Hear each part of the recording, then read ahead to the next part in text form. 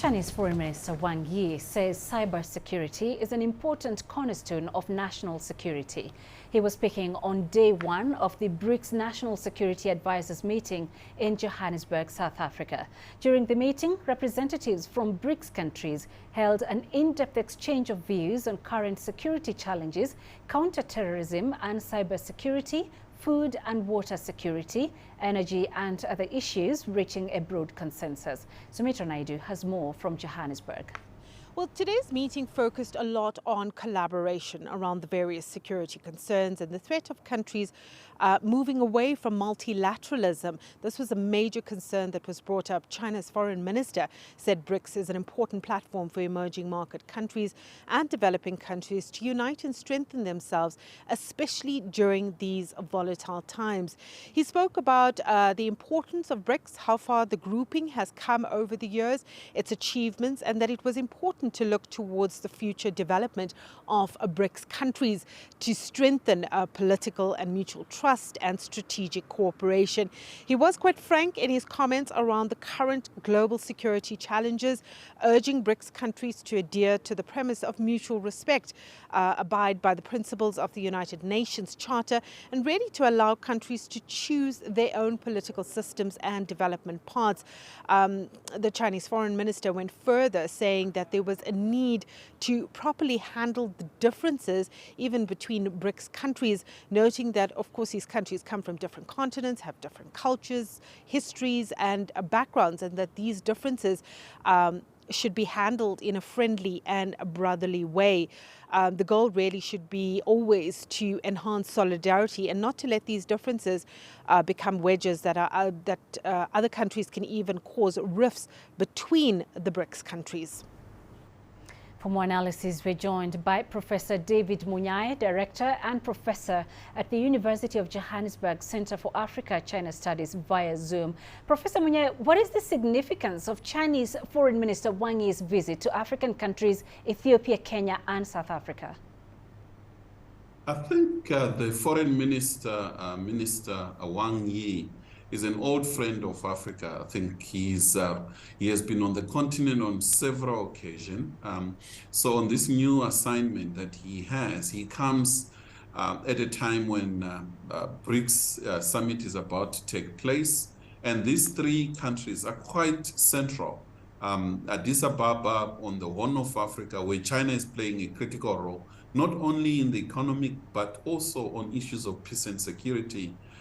In his last visit, there was an opening of a new office, special envoy dealing with peace in that part of Africa. And as he visits Addis Ababa, I think the situation has eased up and China has played a critical role.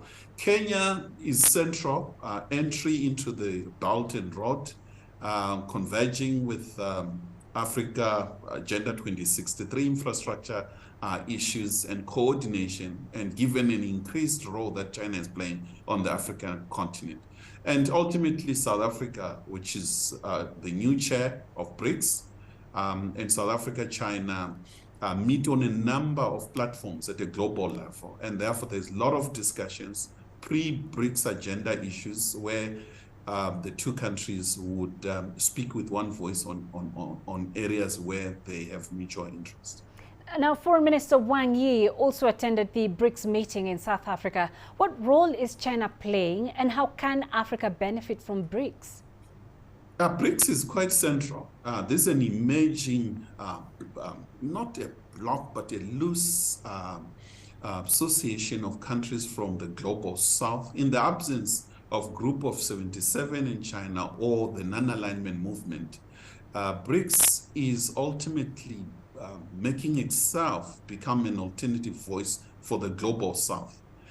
These are issues that both China and South Africa fully understand. Going back to 1955 for the Bandung Conference, a number of issues that hasn't been resolved since the post-1945 world order led by the US and the Western world, where developing countries need access, needs fair treatment, democratization of institutions of global governance. So in all these issues in terms of strengthening global multilateralism, both Pretoria and Beijing see eye to eye on those issues.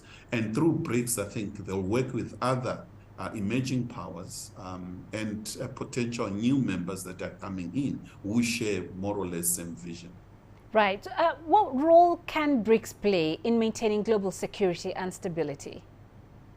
There is so much that BRICS could do going forward.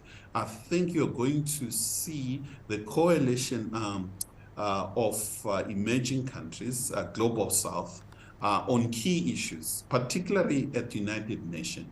Outstanding issues concerning trade.